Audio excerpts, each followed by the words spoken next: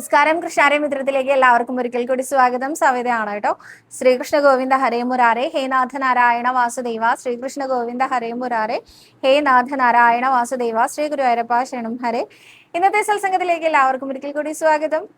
ഇന്നലെ ശ്രീ ഗുരുവായൂരപ്പൻ ശ്രീലകത്ത് ഉണ്ടായിരുന്ന ആ ഒരു അലങ്കാരം പറയാതിരിക്കാൻ വയ്യ, അത്ര മനോഹരമായിരുന്നു. നമ്മുടെ കുഞ്ഞുണ്ണി കൃഷ്ണൻ അനന്തശായി ആയിട്ട്, മഹാവിഷ്ണുവായിട്ട്, വൈകുണ്ഠ നാരായണനായിട്ട് ആ ശയിക്കുന്ന രീതിയിലായിരുന്നു കേട്ടോ. എന്ത് രസമായിരുന്നു കാണാൻ അറിയോ. ചുവന്ന പട്ടുടുത്ത ഉണ്ണികൃഷ്ണനാണ്. ശരിക്കും ചെറിയ കുഞ്ഞുണ്ണികൃഷ്ണൻ തന്നെയാണ്. കൗതുകപൂർവം ചിരിച്ചുകൊണ്ട് നമ്മളെ നോക്കുന്ന ഉണ്ണികൃഷ്ണൻ. ഇങ്ങനെ എന്താ പറയുക, ഒരു തലയണയിലൊക്കെ തല വെച്ചാൽ എങ്ങനെ ഇരിക്കും, അങ്ങനെയാണ്. ഇത്തിരി തലയൊക്കെ ഉയർത്തി വെച്ച് അതിന് പുറകുവശത്തായിട്ട് അനന്തശേഷനാഗ ഭണങ്ങൾ കാണാൻ സാധിക്കും നമുക്ക്. പിന്നെ താഴെ കുഞ്ഞുണ്ണികൃഷ്ണന്റെ കുഞ്ഞു കൈകൊണ്ട് ആ കൂവളത്തിന്റെ ഇല ശിവലിംഗത്തിൽ ചാർത്തുന്ന രീതിയിലാണല്ലോ വൈകുണ്ഠ നാരായണനെ നമുക്ക് കാണാൻ സാധിക്കുക. അതേമാതിരിയായിരുന്നു ഇന്നലെ ശ്രീലകത്ത് ഉണ്ടായിരുന്നത്. കണ്ടിട്ടും മതിയായില്ല. ശ്രീ ഗുരുവായൂരപ്പന്റെ അനുഗ്രഹം കൊണ്ട് ഇന്നലെ എനിക്ക് സോപാനത്തിന്റെ അടുത്ത് നിന്ന് തൊഴാനും സാധിച്ചു. ഭയങ്കര സന്തോഷമായി കേട്ടോ. ഈ ഒരു അലങ്കാരം കണ്ട സമയത്ത് അപ്പൊ തന്നെ ഓടി വന്ന് നിങ്ങളോട് പറയാനും തോന്നിയിട്ടുണ്ടായിരുന്നു. പക്ഷെ എനിക്ക് പറ്റിയില്ല. ഇന്നത്തെ എന്തായാലും സത്സംഗം തുടങ്ങുമ്പോൾ ഇന്നത്തെ അലങ്കാരം പറയുന്നതിന് മുമ്പായിട്ട് ഇന്നലത്തെ അലങ്കാരം ഉറപ്പായിട്ടും പറയണമെന്ന് തോന്നിയത് കൊണ്ടാട്ടോ. ഇന്നാണെങ്കിലോ, ഇന്നലെ ഞാനിങ്ങനെ തൊഴാനായിട്ട് വരിയിൽ നിൽക്കുന്ന സമയത്ത് ഞാനിങ്ങനെ അലങ്കാരത്തിനെ കുറിച്ച് ആലോചിക്കായിരുന്നു. ഇന്ന് എന്തായിരിക്കും അലങ്കാരം? അപ്പൊ ഞാൻ വെണ്ണയോ ഓടക്കോലും പിടിച്ചു നിൽക്കുന്ന ഉണ്ണികൃഷ്ണനായിരിക്കും. അപ്പൊ തന്നെ ഞാൻ വിചാരിച്ചു, ഗുരുവായൂരപ്പ വെക്കേഷൻ അല്ലേ, ഹോളിഡേയ്സ് അല്ലേ, കുറച്ച് വെറൈറ്റി ആയിട്ട് വേറെ വേറെ ഭാവങ്ങളൊക്കെ കൊണ്ടുവന്നൂടെ എന്നിങ്ങനെ ചോദിച്ചിരുന്നു കേട്ടോ. അപ്പോഴാണ് ഈ വൈകുണ്ഠ നാരായണനായിട്ട് ചിരിച്ചുകൊണ്ടിരിക്കുന്ന ഉണ്ണികൃഷ്ണനെ കണ്ടത്. വലിയ സന്തോഷമായി എനിക്ക്. ഇന്നാണെങ്കിലോ, ഇന്ന് കയ്യിലൊരു ശംഖും ചമ്മട്ടിയും പിടിച്ചിട്ട് നമ്മുടെ പാർത്ഥസാരഥി ആയിട്ടാണ് അത്രേ ശ്രീലകത്ത് ഉണ്ടായിരുന്നത്. പാർത്ഥസാരഥി എന്ന് പറയുമ്പോൾ അമ്പലപ്പുഴ ഉണ്ണികൃഷ്ണനെയും ഓർമ്മ വരും അല്ലെ. എന്തായാലും പാഞ്ചജന്യം എന്ന ആ ഒരു ശംഖും ചമ്മട്ടിയും ഒക്കെ പിടിച്ചുകൊണ്ട് പ്രാർത്ഥനയും മാത്രമല്ല, നമ്മളെ ഓരോരുത്തരെയും രക്ഷിച്ചുകൊണ്ടിരിക്കുന്ന നമ്മുടെ ഉണ്ണികൃഷ്ണന്റെ പാദത്തില് അനന്തകോടി നമസ്കാരം പറയുന്നു. ഒപ്പം കൃഷ്ണ പാദമനുഷ്യം ഹൃദി ഭാവയാമി, ഹരികൃഷ്ണ പാദമനുഷ്യം ഹൃദി ഭാവയാമി. ഇന്നത്തെ ചോദ്യങ്ങൾ നോക്കാം അല്ലെ. ആദ്യത്തെ ചോദ്യം പ്രജി വി എന്ന ഭക്തയാണ് ചോദിച്ചിരിക്കുന്നത്. വൈശാഖ മാസത്തിൽ ഗുരുവായൂരിൽ തൊഴുന്നതിന് എന്തെങ്കിലും നിബന്ധനയുണ്ടോ, തിരക്കുള്ള സമയമാണോ എന്നാണ്. നിബന്ധനകളൊന്നുമില്ല, സാധാരണ പോലെ തന്നെയാണ്. വൈശാഖ മാസത്തിലെ 2ാമത്തെ ദിവസമാണ് ഇത്തവണ അക്ഷയ തൃതീയ വരുന്നത്. അക്ഷയ തൃതീയയുടെ അന്ന് 2 നേരം കാഴ്ചശിവേലി ഉണ്ടാവും. അത് മാത്രമാണ് പ്രത്യേകത എന്ന് പറയാനുള്ളത്. ബാക്കിയെല്ലാം സാധാരണ പോലെയാണ്. പക്ഷെ തിരക്കുള്ള സമയമാണോ ചോദിച്ചാൽ തിരക്കുള്ള സമയമാണ്. എപ്പോഴും ഗുരുവായൂർ ക്ഷേത്രത്തിൽ തിരക്കുള്ള സമയമാണ്. പ്രത്യേകിച്ച് വെക്കേഷനില്, ഹോളിഡേയ്സിൽ, വൈശാഖത്തിൽ എന്നൊക്കെ പറയുമ്പോൾ നല്ലോണം തിരക്കുള്ള സമയമാണ് കേട്ടോ. തിരക്കുണ്ടായാൽ എന്താ, നമ്മുടെ ഉണ്ണികൃഷ്ണനെ കാണാൻ കിട്ടുന്ന അവസരമല്ലേ, ഓടിപ്പോന്നോളൂ. തിരക്കൊന്നും കാര്യമാക്കണ്ട കേട്ടോ. പുറത്തു നിന്നെങ്കിൽ പുറത്തു നിന്ന്, അതല്ലെങ്കിൽ ഈ ക്ഷേത്രത്തിൽ കുറച്ചു നേരം വന്നിരിക്കുമ്പോഴത്തെ നമ്മുടെ മനസ്സിന് വരുന്ന ഒരു വ്യത്യാസം ഉണ്ടല്ലോ, അത് വളരെ വലുതാണ് കേട്ടോ. ആ മനസ്സ് അതേപോലെ തന്നെ നിലനിർത്താൻ വളരെ കുറച്ചു പേർക്ക് സാധിക്കുന്നുണ്ടാവുള്ളൂ. പക്ഷെ അതൊരു വലിയ പോസിറ്റീവ് കാര്യം തന്നെയാണ്. വന്ന് അനുഭവിച്ചാൽ തന്നെ നമുക്കത് മനസ്സിലാവുള്ളൂ. വെറുതെ ഇരുന്നാൽ മതി. പക്ഷെ വരുമ്പോൾ നിങ്ങൾ ഇങ്ങനെ കണക്കാക്കരുത്. ഞാൻ ഗുരുവായൂർ ക്ഷേത്രത്തിനെ കുറിച്ച് അനേകം കാര്യങ്ങൾ കേട്ടിട്ടുണ്ട്. ഇവിടെ വരുന്നവര് VIP ട്രീറ്റ്മെന്റ് കിട്ടുന്നത് പണക്കാർക്ക് മാത്രമാണ്. നമ്മളൊക്കെ വരിയിൽ നിന്ന് ടയേർഡായി നമ്മളെ പിടിച്ച് ഉന്തും. ഇങ്ങനെയുള്ള കഥകളൊക്കെ മനസ്സിൽ നിന്ന് എടുത്തു മാറ്റുക. നമ്മളിവിടെ വന്നിരിക്കുന്നത് നമ്മുടെ ഉണ്ണികൃഷ്ണനെ കാണാനാണ് എന്നുള്ളത് മാത്രം മനസ്സിലേക്ക് എടുക്കുക. നിങ്ങൾക്ക് സാധിക്കുമെങ്കിൽ, ആരോഗ്യമുണ്ടെങ്കിൽ നിങ്ങൾ ജനറൽ ക്യൂ കോംപ്ലക്സിൽ വന്ന് വരിയിൽ ഇരുന്ന് നിന്നല്ല കേട്ടോ, വരിയിൽ ഇരുന്ന് തൊഴാം. അതല്ല, നിങ്ങളുടെ ആരോഗ്യം അതിനനുവദിക്കുന്നില്ല വെച്ചാൽ ഭഗവതി കെട്ട് വഴിയോ പടിഞ്ഞാറ് നട വഴിയോ ഒക്കെ അകത്തേക്ക് പ്രവേശിച്ച് ഏതെങ്കിലും ഒരു സ്ഥലം തിരഞ്ഞെടുക്കൂ. അവിടെ ഇരുന്നു കൊണ്ട് നിങ്ങൾ നാമം ജപിക്കണം എന്ന് നിർബന്ധമൊന്നുമില്ല. പറ്റുകയാണെങ്കിൽ നാമം ജപിക്കുക. ഇനിയിപ്പോ നാമം ജപിക്കാനൊന്നും സാധിച്ചില്ലെങ്കിൽ ഉണ്ണികൃഷ്ണനെ കുറിച്ച് ഇങ്ങനെ ആലോചിച്ചുകൊണ്ടിരിക്കുക. എത്ര എത്ര എത്ര എത്ര ആളുകള്, എത്ര ഭക്തര് നടന്ന് ഭഗവാനെ തൊഴുത വീതിയാണ് ഇത് എന്നൊന്ന് ആലോചിച്ച് നോക്കുക.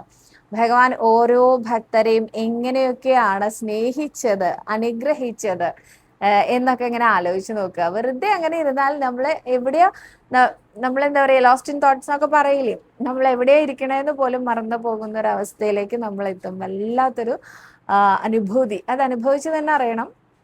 അപ്പം ഉണ്ടാവും ഗുരുവായൂരപ്പൻ ആനപ്പുറത്ത് എഴുന്നള്ളുന്നു നമ്മളെ കാണാൻ ഇങ്ങട് പുറത്തേക്ക് വന്നിട്ട് ആനപ്പുറത്ത് ഇരുന്ന് കാണുന്ന ആ ഭഗവാനെ നമ്മളൊന്ന് ഇവിടുന്ന് അങ്ങോട്ട് നോക്കി തൊഴുതാലുണ്ടല്ലോ, ശ്രീലകത്ത് കണ്ട അതേ ഒരു അനുഭൂതി നമ്മുടെ ഉള്ളിൽ ഇങ്ങനെ നിറഞ്ഞു വരുന്നത് നമുക്ക് അനുഭവിക്കാൻ തന്നെ സാധിക്കും. അപ്പോൾ ആരും വരാതിരിക്കരുത്, തിരക്കാടെന്ന് പറഞ്ഞിട്ട് ഓടിപ്പോന്നോളൂ കേട്ടോ. അടുത്തതായിട്ട് രേവു അൻകുമാർ എന്ന ഭക്തയാണ് ചോദിച്ചിരിക്കുന്നത്. നമസ്കാരം സവിത, ഒരു കാര്യം ചോദിച്ചോട്ടെ. ചിലപ്പോഴൊക്കെ അമ്പലത്തിൽ പോകുമ്പോൾ കേട്ടിട്ടുണ്ട് പുണ്യാഹമായി, അതുകൊണ്ട് മേൽശാന്തി വീണ്ടും കുളിച്ചു വരണമെന്ന്. അതിന്റെ കാരണം എന്താണ്? ഭക്തജനങ്ങൾ കാരണം ഉണ്ടാകുന്ന എന്തെങ്കിലും അശുദ്ധിയാണോ ഇതെന്ന്? പുണ്യാഹം എല്ലാ ക്ഷേത്രങ്ങളിലും നടക്കുന്ന ഒരു ചടങ്ങ് തന്നെയാണ്. ഗുരുവായൂർ ക്ഷേത്രത്തിലാവുമ്പോൾ നമ്മളത് എല്ലാവരും അറിയുന്നത് എന്തുകൊണ്ടാണെങ്കിൽ അത്രയും സമയം പോവുകയാണ് നമ്മളുടെ തൊഴാനുള്ള സമയം, അതുകൊണ്ടാണ് എല്ലാവരും അറിയുന്നത് കേട്ടോ. അങ്ങനെ നിൽക്കുന്ന സമയത്ത് നമ്മുടെ ഉണ്ണികൃഷ്ണന് തോന്നും വല്ലാത്ത ചൂടെടുക്കണ്ട, ഒന്ന് കുളിച്ചാൽ എന്താലേ, ഒന്ന് കുളിക്കാം എന്ന്. അപ്പോഴായിരിക്കും ഒരു പുണ്യാഹം പറ്റുന്നതെന്നാണ് എനിക്ക് തോന്നാറുള്ളത് കേട്ടോ. എങ്ങനെയാ പുണ്യാഹം പറ്റുക എന്ന് വെച്ചാൽ, നാലമ്പലത്തിനകത്ത് ഏതെങ്കിലും തരത്തിലുള്ള അശുദ്ധി, തുപ്പുകയോ ഛർദിക്കുകയോ അതല്ലെങ്കിൽ ബ്ലഡ് ആവുകയോ അതല്ലെങ്കിൽ ചെറിയ കുട്ടികളെ യൂറിനേറ്റ് ചെയ്യോ അങ്ങനെ എന്തെങ്കിലും ചെയ്താൽ അശുദ്ധിയായി കണക്കാക്കപ്പെടുന്നുണ്ട്. ഇതൊക്കെ അറിയാതെ സംഭവിക്കുന്നതാണ്, ആക്സിഡന്റൽ ആണ് കേട്ടോ. ഇതൊന്നും ശരിക്കും വേണം എന്ന് കരുതി ആരും ചെയ്യില്ല. ഇതൊക്കെ ആക്സിഡന്റലി സംഭവിക്കുന്ന കാര്യമാണ്. അങ്ങനെ സംഭവിച്ചാൽ അതടിച്ചു കഴുകി വൃത്തിയാക്കുന്നതിനോടൊപ്പം കുറച്ച് മന്ത്രങ്ങൾ കൂടി ചേർക്കുന്നു. അതാണ് പുണ്യാഹം എന്ന് പറയുന്നത്. പണ്ട് കാലത്ത് ഗുരുവായൂർ അമ്പലത്തിലെ നാലമ്പലത്തിനകത്ത് നിന്ന് അഭിഷേകത്തിന്റെ പാലൊക്കെ ഇങ്ങനെ ഒഴുകി വരുന്ന ആ ഒരു ഓവുണ്ടല്ലോ, ആ ഓവില് കൈ ഇങ്ങനെ നീട്ടി വെച്ചാൽ നമുക്ക് ഓരോരുത്തർക്കും കിട്ടുമായിരുന്നു കേട്ടോ. അത് ഇപ്പൊ അത് കമ്പി ഗ്രില്ലിട്ടിട്ട് മറച്ചിട്ടുണ്ട്. അതെന്താ കാരണം എന്ന് വെച്ചാൽ, പണ്ട് കാലത്ത് ഈ മണ്ഡലകാലത്ത് അനേകം സ്വാമിമാർ വരും. ഈ സ്വാമിമാരുടെ ഒരു പ്രത്യേകത എന്താണെന്നറിയോ, അവര് പല ക്ഷേത്രങ്ങളിലും പോയിട്ടാണ് വരിക. ശബരിമല എന്ന ഒറ്റ ലക്ഷ്യമല്ല അവർക്കുള്ളൂ. കേരളത്തിലെ പുണ്യ ക്ഷേത്രങ്ങളിലെല്ലാം, പുണ്യപുരാതന ക്ഷേത്രങ്ങളിലെല്ലാം കയറി ഇറങ്ങിയിട്ടാണ് അവർ ശബരിമലയിൽ എത്തുക, അല്ലെങ്കിൽ ശബരിമലയിൽ നിന്ന് തിരിച്ചു പോവുക. ഈ സ്വാമിമാരുടെ പ്രത്യേകത എന്താന്ന് വെച്ചാൽ, ഓരോ ക്ഷേത്രത്തിലും ആചരിച്ചു വരുന്ന ഓരോ ആചാരങ്ങളും അതേപടി തന്നെ നിലനിർത്തണം എന്ന് അവർക്ക് ഒരു ആഗ്രഹമുണ്ട്. നല്ല കാര്യം കേട്ടോ, നല്ലത് വിചാരിച്ചാണ് അവർ ചെയ്യുന്നത്. അവരെന്താ കണ്ടിട്ടുള്ള ഒരു മാർഗം എന്ന് വെച്ചാൽ, ഏതെങ്കിലും തദ്ദേശീയരായിട്ടുള്ള ഏതെങ്കിലും ഭക്തരെ എങ്ങനെയാണോ തൊഴുന്നത് അത് നോക്കി അവർ ഇമിറ്റേറ്റ് ചെയ്യും. ഇത് എല്ലായ്പ്പോഴും സംഭവിക്കുന്നതാണ് കേട്ടോ. അപ്പോൾ പാലഭിഷേകത്തിന്റെ പാലൊക്കെ ഈ തദ്ദേശീയരായിട്ടുള്ള ഭക്തർ ഇങ്ങനെ ഓവിൽ നിന്ന് കൈനീട്ടി വാങ്ങി സേവിക്കുന്നത് കാണുന്ന സ്വാമിമാരായിട്ടുള്ള അല്ലെങ്കിൽ പരദേശി ഭക്തർ വന്നിട്ട് നേരെ കൈനീട്ടും. അവർ ഈ പാലഭിഷേകത്തിന്റെ പാല് കുടിക്കുമ്പോൾ പെട്ടെന്ന് അതിൽ നിന്നൊരു പൂവ് അവരുടെ വായിൽ പെടും. അവരെന്ത് ചെയ്യും? ഉടനെ അത് തുപ്പും. എവിടെയാന്ന് നോക്കാതെ അത് അപ്പം തന്നെ തുപ്പിക്കളയും. അപ്പോൾ ഇങ്ങനെ വരുന്ന അശുദ്ധികൾ അനേകം തവണ സംഭവിച്ചതിന് ശേഷമാണ് അവിടെ ആ ഗ്രില്ലിടാൻ ഇടയായത്. അതിൽ നിന്ന് സ്വീകരിക്കേണ്ട കാര്യമില്ല. പാലഭിഷേകം വേണമെങ്കിൽ നിങ്ങൾക്ക് പ്രസാദ കൗണ്ടറിൽ നിന്ന് ലഭിക്കുന്നതാണ്, ഇവിടെ നിന്ന് സ്വീകരിക്കേണ്ട കാര്യമില്ല എന്ന് ആക്കി തീർത്തത്. ഇതേമാതിരി മനുഷ്യ സഹജങ്ങളായ വേണമെന്ന് കരുതി നമ്മൾ ചെയ്യുന്നതല്ലാത്ത തെറ്റുകൾ ഉണ്ടാവും അനേകം, ഇല്ലേ? അതിനെല്ലാം പരിഹാരം എന്ന രീതിയിലാണ് ഈ പുണ്യാഹം നടത്തുക എന്ന ആ ഒരു ചടങ്ങ് നടക്കാറുള്ളത് കേട്ടോ.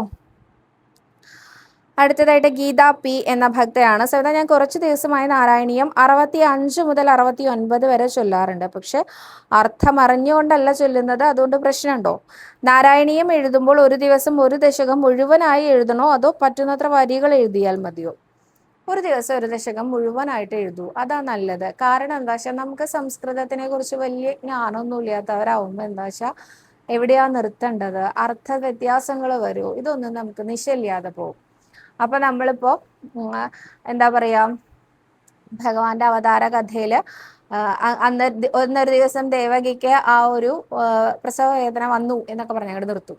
അങ്ങനെ നിർത്തുന്നത് എങ്ങനെയാ ശരിയാവുക, അല്ലെ? അപ്പോ ഭഗവാൻ ശാപഹസ്ത്രിജഗതം ത്വമിഹാവിരാസി എന്ന ആ ഒരു വരിയിൽ ചേർത്തെഴുതുമ്പോഴാണ് അതിന്റെ ഭംഗി വരിക.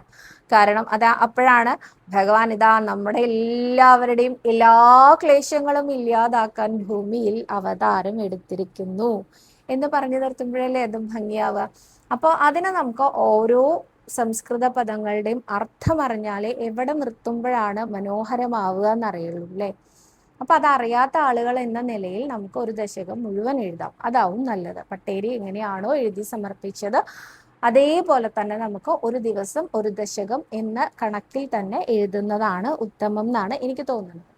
ഇനി അർത്ഥം അറിയാതെ നാരായണീയം എഴുതും വായിക്കുകയൊക്കെ ചെയ്യണത് തെറ്റാണോ എന്ന് ചോദിച്ചാൽ ഒരു തെറ്റുമില്ല എന്ന് 100% ആചാര്യന്റെ വാക്കുകൾ കടമെടുത്തുകൊണ്ട് പറയട്ടെ. നമ്മൾ പനിയുടെയോ ജലദോഷത്തിന്റെയോ ഒക്കെ ടാബ്ലറ്റ് കഴിക്കുമ്പോൾ ആ ടാബ്ലറ്റിന്റെ ഇൻഗ്രീഡിയന്റ് എന്താണ് എന്നൊന്നും അറിഞ്ഞിട്ടല്ല നമ്മൾ സ്വീകരിക്കാറുള്ളത്. നമുക്ക് അപ്പൊ എന്താ ലക്ഷ്യം? ഒരേ ഒരു ലക്ഷ്യമുള്ളൂ, പനി മാറണം അല്ലേ.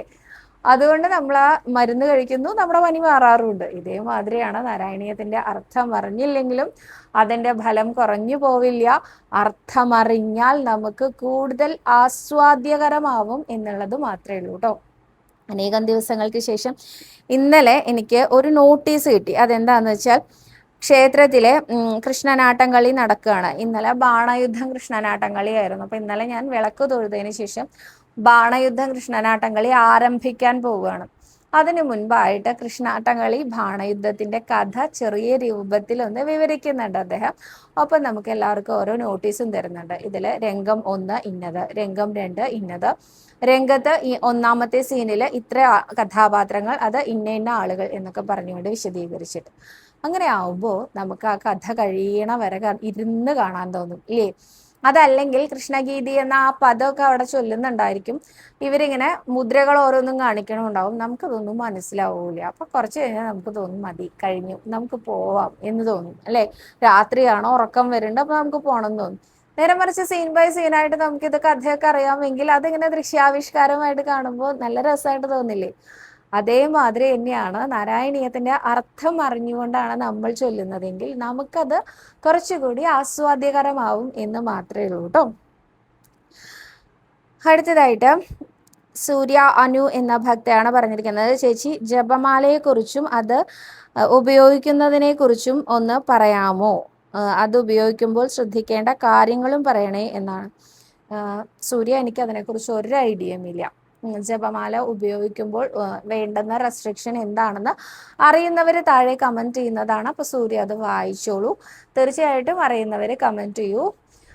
ഇസ്കോൺ ഫോളോവേഴ്സ് ആണ് കൂടുതലും ജപമാലയിൽ ജപിക്കാറുള്ളത് ഇന്നത്തെ കാലത്ത്. പണ്ട് എല്ലാവരും ജപിച്ചിരുന്നു എന്നൊക്കെ എനിക്ക് കേട്ട അറിവുണ്ട്. പക്ഷെ എനിക്ക് അതിൻ്റെ നിയമവശങ്ങൾ അറിയില്ല. ഞാൻ എപ്പോഴും ജപിക്കാൻ ഉപയോഗിക്കുന്നത് ടാലി കൗണ്ടറാണ്. ടാലി കൗണ്ടർ ഉപയോഗിക്കുന്നതിനേക്കാൾ ഉത്തമമാണ് ഈ ജപമാല ഉപയോഗിക്കുന്നത് എന്ന് പറഞ്ഞു കേട്ടിട്ടുണ്ട്. എനിക്ക് അങ്ങനെ ഉദ്ദേശമില്ല. എനിക്ക് ആ കൗണ്ട് ചെയ്യുന്ന നമ്പർ എത്രയാണെന്നൊന്നും അറിയാം, അത്രേ വേണ്ടൂ. അതുകൊണ്ട് ഞാൻ അങ്ങനെയാണ് പതിവുള്ളത് കേട്ടോ. അപ്പം എനിക്ക് ഇതിനെക്കുറിച്ച് അറിയില്ല. അറിയാവുന്നവർ താഴെ കമൻറ്റ് ചെയ്യുന്നതാണ്. അടുത്തതായിട്ട് ധന്യ എന്ന ഭക്തയാണ് പറഞ്ഞിരിക്കുന്നത്, എനിക്ക് മോൾക്ക് ജോലി കിട്ടാൻ പ്രാർത്ഥിക്കണേ. ഗൾഫിൽ പോയിട്ട് 6 മാസമായി, ജോലി കിട്ടിയിട്ടില്ല, ഒന്ന് പ്രാർത്ഥിക്കണേ. ഞാൻ എന്ത് വഴിപാടാണ് കഴിക്കുക എന്ന് പറയൂ. നിങ്ങളുടെ സംസാരം കേൾക്കുമ്പോൾ ഒരു പോസിറ്റീവ് എനർജിയും ആണ്. ഗൾഫിലെ യുദ്ധം അവസാനിക്കാൻ പ്രാർത്ഥിക്കണേ സവിതക്കുട്ടി എന്നാണ് പറഞ്ഞിരിക്കുന്നത്. യുദ്ധം അവസാനിക്കാൻ എല്ലാ ദിവസവും ഞാൻ പ്രാർത്ഥിക്കാറുണ്ട്. എൻ്റെ കൂടെ കൃഷ്ണാരി മിത്രങ്ങൾ എല്ലാവരും പ്രാർത്ഥിക്കുന്നുണ്ട് എന്ന് തന്നെയാണ് എൻ്റെ വിശ്വാസം. ആ പ്രാർത്ഥനയിൽ ഇനി ആരെങ്കിലും ഉൾപ്പെടുത്താത്തതുണ്ടെങ്കിൽ നിങ്ങളുടെ പ്രാർത്ഥനയിൽ ഇന്ന് തുടങ്ങി യുദ്ധം അവസാനിക്കണേ എന്ന് പ്രാർത്ഥിക്കണേ. ജോലി കിട്ടാൻ ഞങ്ങൾ എല്ലാവരും കൂടി പ്രാർത്ഥിക്കാം. ജോലി കിട്ടാൻ എന്ത് വഴിപാടാണ് ചെയ്യേണ്ടത് ചോദിച്ചാൽ അഹസ് വഴിപാടാണ് സാധാരണ ജോലി സംബന്ധമായിട്ടുള്ള കാര്യങ്ങൾക്ക് ഭക്തരെ ഷീട്ടാക്കാറുള്ളത് കേട്ടോ. അടുത്തതായിട്ട് സതി ചേച്ചി, കുറേ നാൾക്ക് ശേഷം ഇന്ന് കുറേ വീഡിയോസ് ഒരുമിച്ചിരുന്ന് കണ്ടു. കൺസിസ്റ്റൻസി ഇല്ല ഒന്നിനും. നാമം എന്നും എഴുതണം എന്ന് തീരുമാനിച്ചിരുന്നതാണ്, പക്ഷെ ഇടയ്ക്ക് നിർത്തി. ഇന്ന് 30 പേജോളം എഴുതി. എനിക്കറിയില്ല സ്ഥിരമായിട്ട് ചെയ്യാൻ പറ്റണേ എന്ന് ഗുരുവായൂരപ്പനോട് പ്രാർത്ഥിക്കുന്നുണ്ട്. പ്ലീസ് ചേച്ചി ഒന്ന് ഉണ്ണിക്കൊണ്ണനോട് പറയണേ, എന്നെയും കൂടി കൂടെ കൂട്ടണം എന്ന്. എന്നും ചെയ്യാൻ ഉത്സാഹമുണ്ടാവാൻ ഏപ്രിൽ 13 ഇളയ മകൻ്റെ ചോറൂണാണ്. അതിന് വരുമ്പോൾ ചേച്ചിയെ കാണാൻ കഴിയട്ടെ. ഞാൻ ഇത് വായിക്കാൻ കാരണം എന്താണെന്ന് വെച്ചാൽ ഇത് ഒരുപാട് പേര് നിങ്ങളുടെ എൻ്റെയും പ്രശ്നമാണ്, കോൺസ്റ്റന്റ് അല്ല എന്നുള്ളത് അല്ലെ. നമ്മൾ ഇന്ന് ചെയ്യും, നാളെ ചെയ്യില്ല, അല്ലെങ്കിൽ മറ്റന്നാൾ ആവാം എന്ന് വിചാരിക്കും. അങ്ങനെ നമുക്ക് ഇങ്ങനെ നീണ്ടു പോകും. എത്ര വലിയ പ്രശ്നം വന്നാലും കോൺസ്റ്റന്റ് ആയിട്ട് ഇരിക്കുക എന്നുള്ളത് നമ്മളെ സംബന്ധിച്ചിടത്തോളം നല്ല ബുദ്ധിമുട്ടുണ്ട് നാമം ജപിക്കാൻ. അതിനൊരു ടിപ്പ് പറഞ്ഞുതരാം കേട്ടോ. അതെന്താണ് ചെയ്യേണ്ടതെന്ന് വെച്ചാൽ നമ്മൾ ആദ്യം തന്നെ ഇത് ഞാൻ സ്ഥിരമായിട്ട് ചെയ്യുമെന്ന് വിചാരിക്കുകയേ വേണ്ട. എന്തെങ്കിലും ഒരു കാര്യം നമ്മൾ ചെയ്യുന്നുണ്ടെങ്കിൽ ഇത് ഞാൻ അടുത്ത 7 ദിവസം ചെയ്യുമെന്ന് വിചാരിക്കാം. ഇപ്പോൾ എന്നെ സംബന്ധിച്ചിടത്തോളാണെങ്കിൽ പറയുമ്പോൾ ഞാൻ അടുത്ത 7 ദിവസം ഗുരുവായൂർ ക്ഷേത്രത്തിൽ അമ്പലക്കുളത്തിൽ കുളിച്ചു തൊഴും എന്ന് വിചാരിക്കാം. അപ്പൊ 7 ദിവസം വരെ എത്തിക്കേ വേണ്ടൂ. അപ്പൊ എനിക്കൊരു ഉത്സാഹം ഉണ്ടാവും. 2-3 ദിവസം കഴിഞ്ഞാലും ഇനി ഒരു 3-4 ദിവസം കൂടിയല്ലേ ഉള്ളൂ, അങ്ങനെ ഒരു ഉത്സാഹം വരും. അപ്പൊ അതൊരു 7 ദിവസത്തെ ഒരു കോഴ്സ് നമ്മൾ കംപ്ലീറ്റ് ചെയ്തു. എന്ത് കാര്യവും നമ്മൾ സക്സസ്ഫുള്ളി ചെയ്താലാണ് നമുക്ക് കോൺസിസ്റ്റൻസി വർദ്ധിപ്പിക്കാൻ സാധിക്കുള്ളൂ. സക്സസ്ഫുള്ളി ആ 7 ഡേയ്സ് കഴിഞ്ഞാൽ നമുക്ക് തോന്നും, ഞാൻ ഇത്രയൊക്കെ ചെയ്തു, എന്നാൽ ഇനി ഒരു 7 ദിവസം കൂടെ ചെയ്യാം. അങ്ങനെ അങ്ങനെ അങ്ങനെ നമ്മളത് കോൺസ്റ്റന്റ് ആക്കി എടുത്തേ പറ്റും.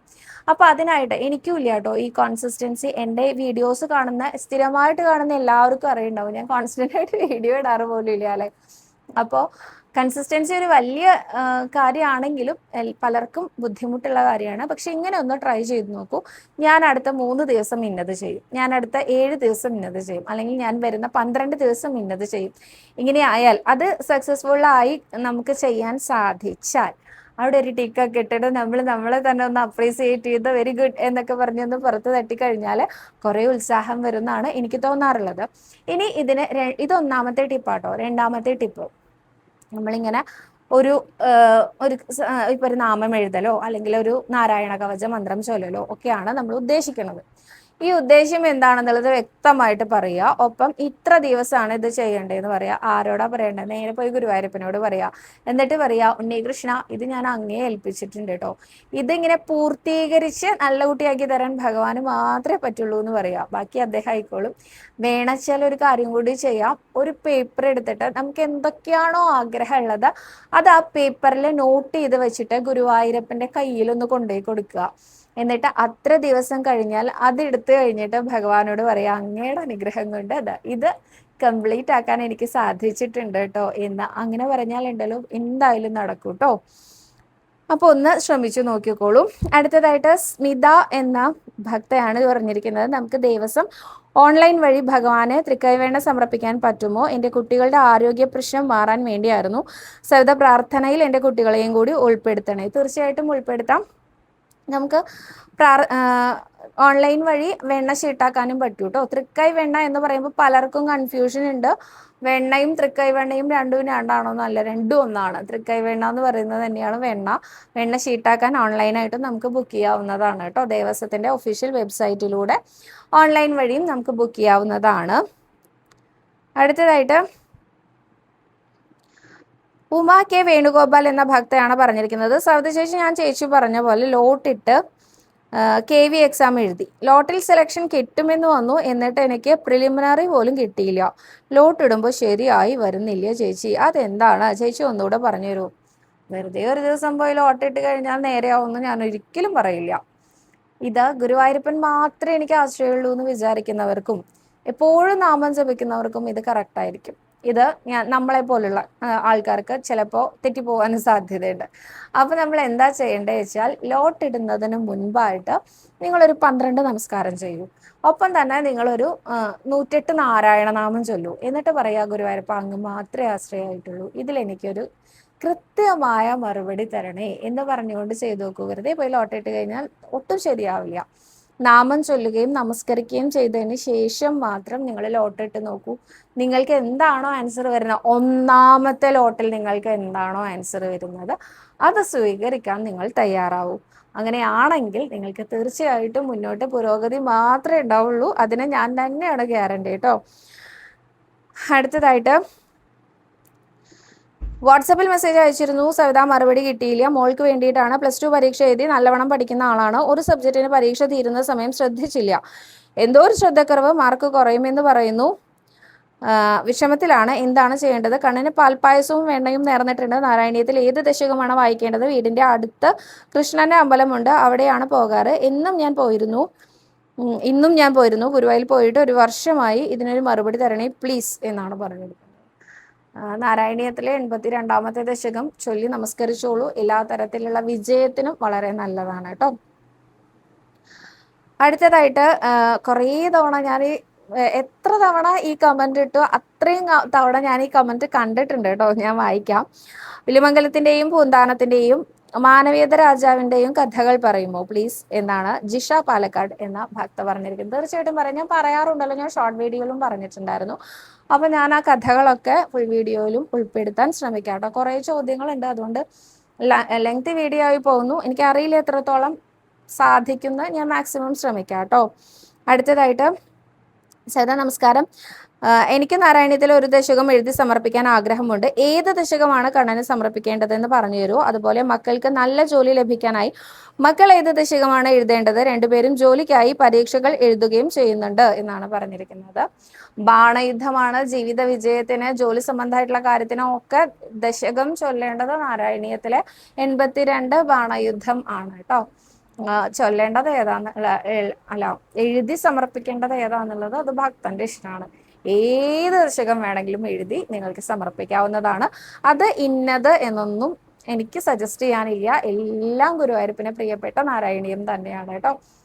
അപ്പൊ ഇന്ന് അത്രയും ചോദ്യങ്ങളേ ഉള്ളൂ. ഇന്നത്തെ ദിവസത്തിന് ഒരു പ്രത്യേകതയുണ്ട്. ഇന്ന് നന്ദയും നാരായണനും, അതായത് ആര്യനന്ദയും കൃഷ്ണദേവും ഇന്ന് വിശ്വരൂപം കെട്ടുന്നുണ്ട് കേട്ടോ. കൃഷ്ണനാട്ടംകളിയിലെ വിശ്വരൂപം എന്ന ആ ഒരു വേഷവിധാനം, അതൊരു വഴിപാടാണെന്ന് എല്ലാവർക്കും അറിയാലോ. അത് ഇന്ന് ആര്യനന്ദയും കൃഷ്ണദേവും ചെയ്യുന്നുണ്ട്. അപ്പൊ രണ്ടുപേരെയും ഇപ്പൊ അവിടെ അമ്പലത്തിൽ കൊണ്ടിരുത്തിയിട്ടാണ് ഞാൻ വന്ന് വീഡിയോ ചെയ്യുന്നത്. നാളെ അതിന്റെ ഫോട്ടോസ് നിങ്ങളിലേക്ക് ഷെയർ ചെയ്യാം കേട്ടോ. അപ്പൊ ഇന്ന് അത്രയും വിശേഷങ്ങളേ ഉള്ളൂ. നാളെ കൂടുതൽ വിശേഷങ്ങളുമായിട്ട് നിങ്ങൾ എല്ലാവരെയും കാണാൻ സാധിക്കട്ടെ. സർവരോഗ വിനാശന, സർവ പാപ വിനാശന, സർവ ദുഃഖ വിനാശന, സർവസൗഖ്യ പ്രദായക ശ്രീ ഗുരുവായൂരപ്പ ശരണം.